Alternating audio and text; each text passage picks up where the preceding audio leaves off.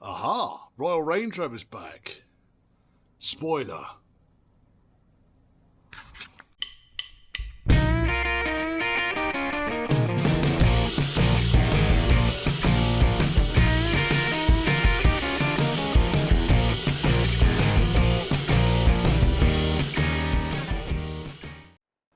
I'm getting over a lurgy, so my voice is a bit and I've been coughing a bit in this video as well. I'll try and edit it all out so it doesn't annoy you too much. If you want to contact me, Churchhouse Classics, and that's all one word, at gmail.com. If you want to support the channel, I might even buy some bloody cough mixture with it, and there's a PayPal me link scrolling at the bottom of the film. And it goes without saying, check you're subscribed. Even if you think you are, please check. And if you are not subscribed, why ever not? Enjoy. Right, we've got a lovely bright day here, so I don't know how much of this is going to come out. You can see me holding the camera there, the shadow. But effectively, having taken the floor out, welded in new lip on that side, I've realised that I need to put the floor supports in before I welded the lip on the other side, otherwise it's a bit of a ball's ache.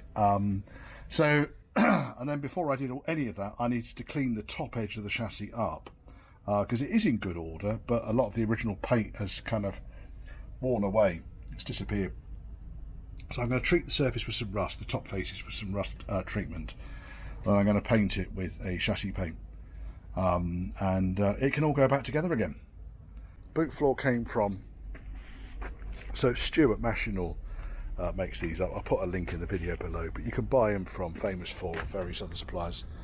I don't know if he's making these for Britpart as well, but it's the full length 4-door steel EFI floor panel as a single pressing, rather than the what has been available, which is the Discovery floor with a little bit of an extension on the end of it.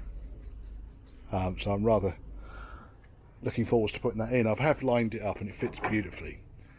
And I think then the idea is, rather than to spot or plug weld it in, we're going to seam seal and rivet it into place, like you would have done with the 2 doors. Alright, today's job is to weld this lip in here. So I've lined everything up. I've got everything all sorted out. Before it goes in, I wanted to put the cross members in, which are in. I then also untangled the mess that was the brake lines and the fuel feed and return, so they're now the right side of each other, because they're all a bit knotted up really. And then, so brakes are still disconnected. All I've done is I've put a bleed nipple in the end of each of the pipes there. And then up here, I'm refitting the loom for the fuel tank. Let's just get back in here. And the original fixings, they never come off with one bit, they really don't. So I get these chappies, and they work out quite nicely, I'll be honest. They go into the same bloody holes for now, and they operate with a zip tie, so they're single use only. But to be honest, next time this lot all comes apart, it's going to be replacing those, I would have thought, decades down the line. And then I still need to get some heat into that to get that pin out, so I can then weld a new nut on the inside of it, which is the very next job I need to do. And then reconnect those brakes, bleed the brakes through at the back, and kind of the brakes will be back and intact then. Right, I can't do the work and video, so I do the work. That's what brings the money in. But I will come back to you if I see anything really exciting that I think you guys would be interested in. And because I managed to snap 2 of the 8 fixings that hold the rear seat into place, normally I snap 7, but in this particular case I was able to get 6 out, but 2 did snap. They started moving and then snapped. But even though they had started to move, there's no way was I going to get those fixings out intact. So they are M6, metric 6 fixings normally, and it was just a case of drilling the holes out, putting M6 riv nuts in, and we're done. Right, before I get on welding, I'm going to have to put lots of fire blankets in here, but I want to get that hinge off, that pesky chappy off first. Well, there you go. They weren't too difficult to get off. The fixings, the rubber mountings, the big washers and everything, they all came off. The big nut on the underside, usual old trick, a bit of matte gas on the nylock part of the nut, and then the socket on there, and it came off in my end. And there's the one from the driver's side, from the right hand side. I thought I'd take them both off, give them a damn good clean up. In both cases, the swivel, or the pin in there, is actually wedged in. So I'm going to, because I tried to get this apart when it was attached to the car, and there was too much flex in the rubber. So I think really what I'll do next is I will tidy it up, get rid of this big washer, heat this knuckle part up here and see if I can't bang the pin out. So with that washer off there, I can now hold the yoke on the shank. As you can see, I can get purchase on it. So I think what I'll do next is I'm going to heat this up and see if we can't get the damn thing freed. It should be able to come out. It really should. Of course, if it doesn't, we're just kind of in the territory of drilling these two holes out so we can put new pop rivets on to secure it to the floor and welding a new captive nut in there. Everything all aligned up, ready for welding, which is going to happen tomorrow morning. Get this lip in. As you can see, I put the cross members in. I've got the fuel lines and return line nicely lined up along the top of the chassis. Once I've got everything welded in, I'm just going to put some tacks from the cross member to the side member on each side to hold those roughly in place. Then I can put the brake lines back in, and I'm going to put a couple of saddle clamps on the fuel lines kind of in this sort of location around here, so that they can be lifted if need be.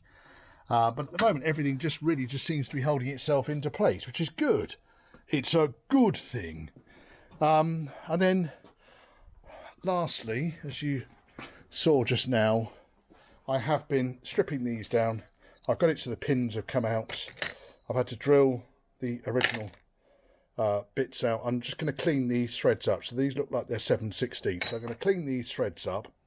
I got one of the original bolts, which is around here. So these are the ones that go through the transmission tunnel. I've got one big sleeve there, and that's the bolt. That was the bolt that went through the floor, and as you can see, it's been fairly abused. Beautiful day. Oh yes. Right, welded in the lip down this side. It was an easier job welding this one than it was welding that one, because I went to a lot more effort taking all of the underseal off on this side. The problem when you're welding and you get a fire from an underseal, it produces all sorts of other gases which just make the welding miserable. So you can end up with a nice tidy weld like this one here, and then you end up with pigeon snot like that. And on this side, I still need to grind back, but the weld is much more robust. And then I've welded the two cross members into place. Obviously we're going to paint over the welds and so forth and just make sure everything is treated. The floor fits beautifully. And then I've just refitted the rear hinges. So they're all back in. And what I was struggling with here a little bit was the corner pieces. Now, so these corner pieces sit on top of the cross member, but when they're in place, you can see there is a hulking great gap there. So I think what I need to do is, because I've got the original cross piece, which is going to go on top of the chassis here, and then we've got this corner pieces. So what I wanted to do here, I think, is refit the rear cross member, refit the rear tailgate. It's standing over there leaning against my car, and get the tailgate so that it is pretty much how I want it to be, which is going to be fairly straightforward. Once I've got the tailgate in place, then I can start messing around with the flange for the rear seal, or lower seal. Looking at a lot of interesting welding around this bracket here. Wonder why that's been welded right through. So that bracket's been replaced. They never rust there.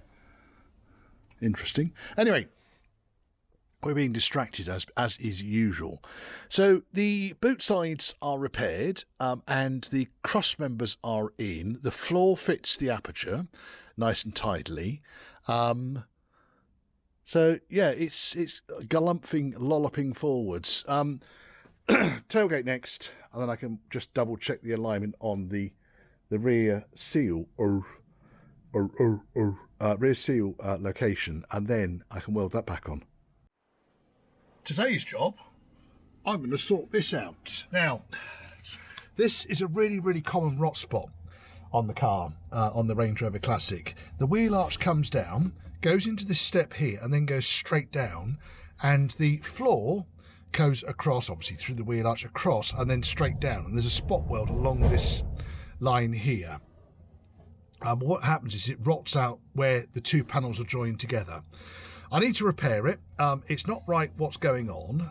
I need to retain the lip because that's where the Brooklands bumper will attach, and also the customer's going to be ultimately losing the Brooklands bumpers and putting proper original Range Rover Classic steel bumpers on. I believe he's got some chrome bumpers for this CSK style. And so because of that, we need to retain this lip so that the mudguards can be refitted. So what I'm going to do first, I think, is I'm going to use the belt sander to take all the paint off in this area and see how far the problem goes. Well, that's all the rot cut out. Now, the piece I've chopped out looked like that. And effectively what you've got on this edge here, you can see there's two layers. Right, so one layer comes from this panel, which goes up to this level and then straight down, and this panel then comes straight down here, got a little step around the edge there, and then goes straight down. And in the factory they would have spot welded along this edge here, and you can see the holes that are drilled in there. Well, those are for the mud flap. So all I really need to do now is to more or less recreate exactly that shape, which I can then weld onto the arch and straight down, and then I can butt this up to it. Because we don't need the double lip, because we're not going to be spot welding the two flanges together for now. And a short while later, that's all welded in. I've also taken the opportunity to weld in these corner pieces. I was trying too hard, I think, to get the gap. You see the gap on the tip of my finger closed up, thinking, that's not right, that's not right. When I went to my car and had a look, and looked at the other car out in the yard, that gap is there. It's filled with seam sealer. Because they weren't actually welded on that line, they were just welded on the outer edge, and it's exactly the same on this side. The reason that doesn't line up is because that's twisted, so I'm about to straighten that out, and what I've done effectively is salvage the original panel, cleaned all the rusted areas up on it. Undecided yet as to whether it's going to weld in or screw in. I suspect it's going to weld in, and then round here underneath this arch you can see I've reproduced as best I possibly can the lip that goes along the edge there. We can drill holes through, and as you can see I've also welded it on both sides here. So that, I think, apart from tidying up surface rust and painting, is it for this side. Crack on the other side. What fun. Now on this side I've got those two holes over there, hairy great big holes, which were for the LPG pipes. So I'm going to chop a chunk out, I think, and see where we go to. Weld a chunk in, and then I can deal with the shambles that is the top, because this bit up here is going to be not quite so pleasant, nor is that.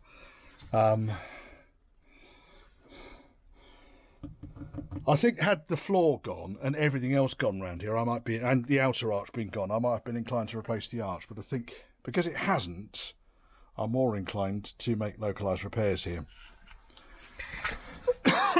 Make them in such a way that they're going to last a long time. And all of this around here, you can see this is accident damage on this side, and I suspect it was all given a damn good yank back into shape. But as a result of that, then the seam seal failed, and moisture got in, which is why it rotted worse on that side than that side, which is unusual for a British car, because they normally rot worse on that side because of the gutter. And this side's in the middle of the road, where it's generally less shite. Right, Pleased with that. Grind some of those welds back, and that's all more or less ready for paint then. My glasses are completely steamed up. Oh look, can't see through them. It's because they're filthy. Right, okie dokie. The zip wheel up here, cleaned all the surface rust up. Where it had blown on the spot weld, it's literally just on the very outer edges of the side curtain. What I'll do is I'll clean up this edge along here. I will put a couple of big old plug welds along here to keep the arch and the curtain attached, because originally they would have been spot welded down here. And one's gone there, one's gone there, one's gone there, one's gone there, and then the rest are okay. So it needs a few slugs really just to hold it together. And then this bottom lip was all looking absolutely fantastic until I got that far. Well, and again, not uncommon, folks. So what's happened here is there's a big old slug of seam sealer that runs along this edge here, and it's merrily rotted away down behind the seam seal. It's not a disaster, far from it. What it does actually mean though is I just need to drill these spot welds here, take this lip off, weld an L section of steel back in, butt weld it in. This bit first, that's the reinforcing plate, anchor plate that sits on the underside of the wheel arch, and that's in really good order. So I'm literally just going to make up a square of steel, drill the hole in the right place, lots of plug welds to go onto this, and weld it back in again. That's the easy bit. This bit is now largely out. There's another hole up on the curtain up there, but otherwise the rest of the curtain all the way around, although it's showing signs of distress on the outside, is intact still. So I'm going to grind all of this shit out, treat the rust, a few slugs up there just to hold it all together. Similarly, that piece down there is just the outer skin. Cut that out, weld a piece of steel over the top of it. And then this piece, I'm just about to start drilling the spot welds. Trying to work out if I've had enough yet or not today. Not quite. Now, when you look at the way that the wing is constructed, you don't often get to see them this nice. So you've got the outer arch is this panel here, goes underneath there. So when you buy one of these, it comes with this huge great lip that comes to there, but it only goes that far into the C-pillar. The inner arch, when you buy one, only goes this far into the C-pillar. So you end up with like an inch gap between the two. Now, I don't need to worry about this side because this side's all really solid. It's all looking quite good. So I'm just really going to clean it up, treat the rust, paint it, put it back together again. Once I've done that, that's shut nicely. Right, now, I'm going to drill some spot welds, then I think I've had enough. I'm going to weld this up tomorrow, I think. I'm wearing a face mask while I'm grinding, folks, but it still affects my throat. And I've still not really got over the bug. The bastard bug. Lots of sharp bits of metal on here. I need to grind all this lot back. So I'm going to, I think what I'll do is I will, with the Dremel, cut an oblong out of here, and then make up a repair section which includes this lip, because this lip here is part of the curtain, okay? And then with the spot welds, in fact it's not even rotted where the spot welds are, it's rotted between the spot welds. So I reckon if I get in there with the belt sander, or even with Mr. Tappy. Where's Mr. Tappy? There's Mr. Tappy. Hello, Mr. Tappy. I've got a pointy Tappy, but to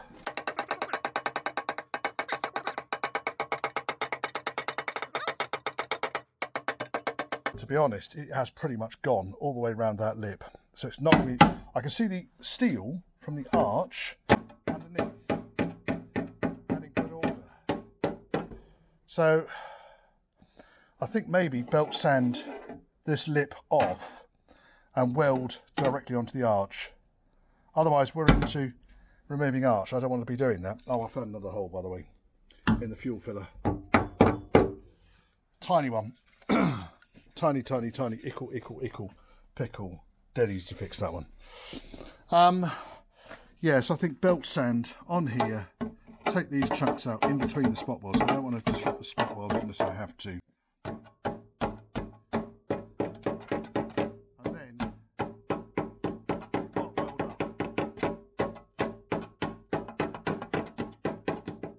Now that's all come out, now I can bash the arch back up, you see.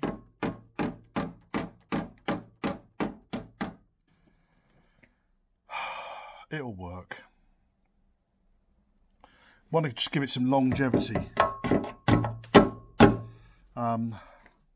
If I'm to separate out the arch by drilling all these spot welds and then pushing the arch down and then making this lip up, that would probably be the best thing to do.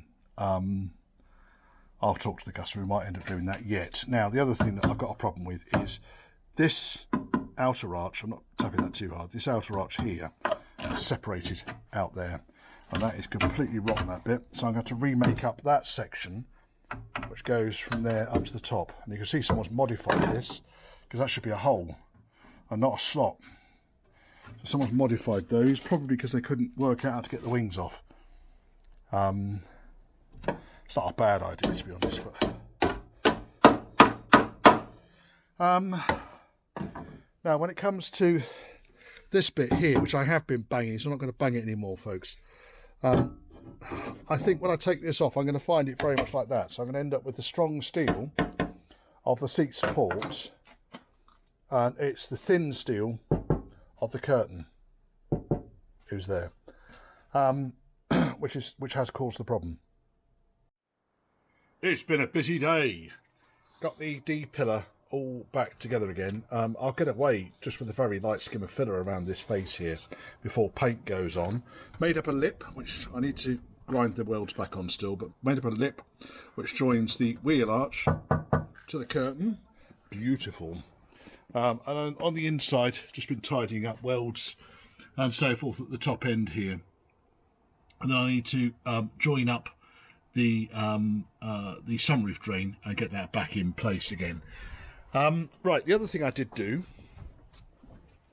was the seat back support goes on, excuse me, goes on, and I've outlined pretty much where it needs to go to, so it goes on like that, but at the base the chunk had completely rotted out, so I just spliced in a new bit of steel in there. I'll paint the back of it and then plug weld that back into place, and that will work nicely. I just need to grind those welds back before it all sit nice and flat, and then we are down to that, those two, that and that, then I can paint. Next step on this arch renovation, made myself a panel which goes underneath this lip along here and butts up nicely to the rest of the arch. Cleaned up all the edges, drilled a shitload of holes so I can plug weld it onto that plate, and then I'm going to get ready to weld that in. So the zinc weld through primer is just going off at the moment. I might move the cans of Dinitril out of the way. I need to position all of the fire blankets and so forth, just to make sure I'm not going to damage any of the interior fixings when I do the welding. Clean back all these welds, happy enough with that. There is just one hole on the inside. In fact, sorry, there's two holes on the inside there. You can see them right in the middle of the picture. Just going to plug those in, and they are just where, so for instance, where I've done a butt seam weld, they've just gone through in those locations. Then I have screwed the reinforcing plate in using the original fixings, and I'm going to plug weld this back into place using the plug welds from whence I cut it off. Disappointingly, I did manage to drill right the way through on two of them. I don't quite understand why I did that, probably because I thought I was going to replace a bit further up, and then my brain wasn't working. But I could put, as you can hear, my throat is still doing wonders. So I could put my copper welder's helper on the back of the panel and then weld on the front. And that'll be good. So when it comes to the base of the fuel filler, the piece you can see here that my finger's running along, that's actually the lip that goes on the floor. This damaged piece of floor here, which had an accident at some point in the past. That's that piece, and that's actually in really good order. The curtain comes down, and then it would have spot welded along this lip. Okay, and it spot welds along the top here. Okay, it's that bit that's rotted out, so moisture's got in there and it's just rotted through. So I've used the belt sander to take the top layer of steel off, and as you can see, it's made the hole somewhat worse. These things happen, don't they? Right, there we go. So ignore the round holes on the floor. They're the fixing points, the bolt fixing points for the battery base box. but I'm going to need to fabricate a panel which I'll then butt weld in there. All of the repair around the inside of the arch, apart from a couple of holes, is largely done now. So once that's sanded back and seam sealed from the inside, you won't know it's been done, which is kind of the objective here, really. It'll look very much like that side with seam sealer on it. So it's just a pleasant day of fabrication and getting ready, and then I'll hit the welder and do a load of welding. We are currently 20 to 2 on Easter Saturday, and yeah, I think we're heading in the right sort of direction here. I'm pleased with all of this. That's all gone back in shape. It's given me all the rigidity that I needed on this corner. All of the base of the D-pillar, not beautiful, but then there was a couple of gaps in there where the steel kind of joint butted up, and I put there's enough weld in there that it's not going to it's not going to have any problems. And I think once it's got a seam seal in there and the carpet over the top, well, a blind man on a galloping horse wouldn't see it, would he? It's really about kind of cutting out the worst of the rot and then just getting it back together again. So the seat support is going back in exactly the same position. And I know that because that fixing and that fixing are using the original holes that were on the curtain. And also there's a spot weld drill there, and the remains of the spot weld drill are exactly in the middle of the hole. So from that basis, I'm happy that the seat back panel is in exactly the right place, which is good. It does help. And then on this side, I noticed, I was faffing around earlier on, just double checking things. Well, there's a bolt snapped off there. That's not very helpful, is it? So I'm going to have to see if I can drill that out or get hold of it on the outside. Bit of heat there. Get hold of the fixing and see if I can't just wind it out. I suspect it's snapped off inside. Oh, sorry, there's all the fuel tanks up there. It's that naughty little bastard down there. Snapped off. I don't recall doing that. So maybe it's a pre-existing fault. But I'll soon get that out. It makes sense at this point to do things like that rather than later on. And then I need to get busy now, I think, with just getting the fire blankets all over the interior. So I don't want sparks jumping and damaging any of the trim in the car. I think once we're done with the welding, I can get the fuel tank back in, get the brakes bled, and then, well, then I'll be able to drive it up to get the paint done on this arch. So the D-pillar and the arch on the outside need painting. So it might need to just prep this up so it can roll into Steve, the body's workshop. He can do his magic and I can refit the car back together again. It's taking a sweet time to dry there. I might put that bit out in the sunshine. That'll dry just there, look at that. Right, let's go and get a nice cup of tea. I haven't done any further painting on, so for instance you can see on the lip on the side here, I've not painted it yet because the paint was going to hold me back. I want to grind the welds back. I need to grind the welds back on that side, and I put paint over the top of it because I was painting the chassis, and then I put the paint over the top and thought, oh bollocks, I haven't ground the welds back.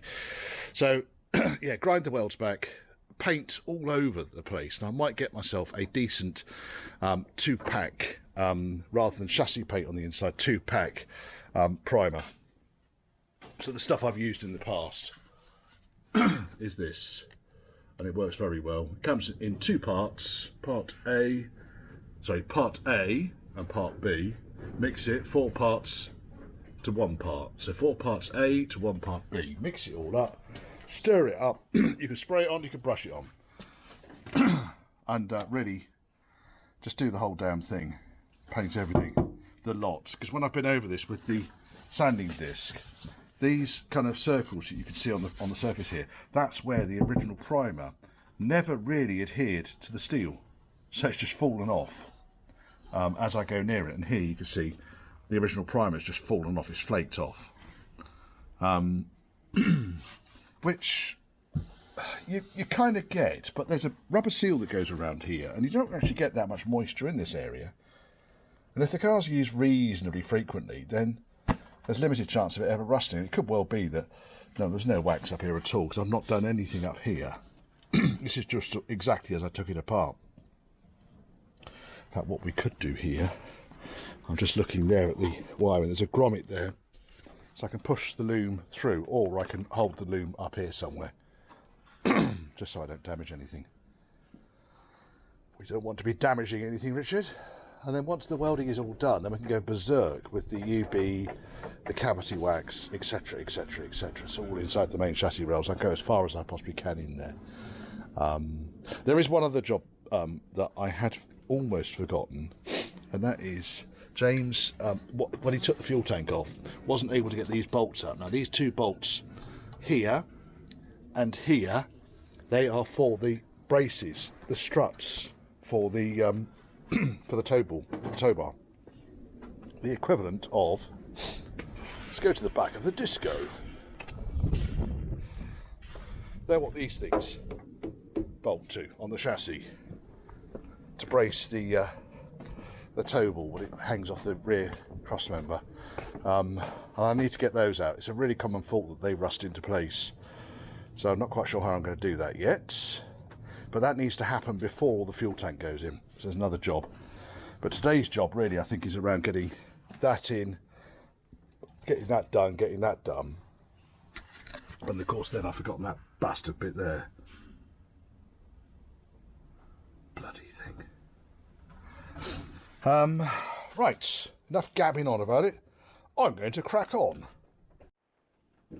No, this is not suddenly 1982. What I've actually done here is use masking tape to try and see if I can't get a template for what this shape is going to look like. I've been through my knife safety training now, and I'm just going to cut the edges off here. So I end up with a mark on the panel and a mark also straight edge on the repair section. Peel this off and see if I can't fabricate something that's going to look like that. And then once I've got rough kind of shape, then I'll just slice through and butt weld it in place. Of course, if it was 1982, you'd have lobbed some underseal over the top of that and be done with it. Magazines of the time used to recommend it. This is how you fix a rusty sill. Using a copy of yesterday's current buns, some chicken wire and filler. Yes. Mind you, that said, here I am looking at lumps of glass fibre on the floor. Someone thought it was a great idea. Oh dear. Never mind. Right, so, like I say, just going to cut the tape, peel it off, see if we can't make something. Well, there it is. It's come out. And while the profile on the front is a little bit, because I kind of put a lot of tape on there, from the back, I can see exactly what shape it needs to be. So that's quite helpful. I've done this before, but I've never videoed it. So I'm being facetious, I'm afraid, folks. Right, there's my coffee as well. Just waiting for that to cool down, and I can grind those back. That's all done. Happy with that. And then I started looking at this piece in here, and I think really just cut a rectangle out. Get the repair panel shaped roughly correctly, first and foremost, which is sort of what I've done here. And then if I go in the back door, for now, no need for that. And get it so it's roughly in the right sort of place. Mark up around the edges. A very, very, very slight lap weld. And I reckon if I was to weld top and bottom, then beat the shit out of it in the middle, I'd have that looking pretty bloody good. Then seam weld the bastard in. It will do the job. It will do the job. Right, but that's not going to happen today because we're out of time. It is Easter Saturday and the clock says half an hour to gin. So I'm going to start really just tidying up in the workshop and get myself ready for a nice weekend.